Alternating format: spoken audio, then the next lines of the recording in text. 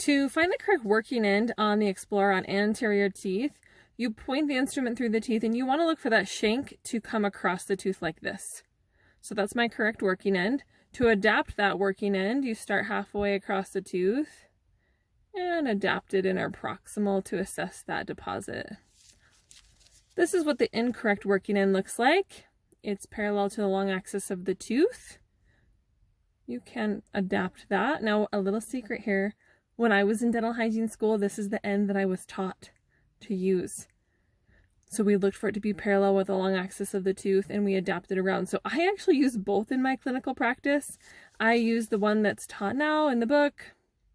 This one, when I have like a easy peasy type 1 patient or I'm assessing kind of right underneath that contact, because sometimes it does adapt better on those type 1 patients. But if I have a periodontal pocket and I need to access the depth of the pocket, I will use the end that is actually parallel to the long axis of the tooth, and I can slide that down a little bit better, and I can adapt on that root surface, I feel like, a little bit better with this end.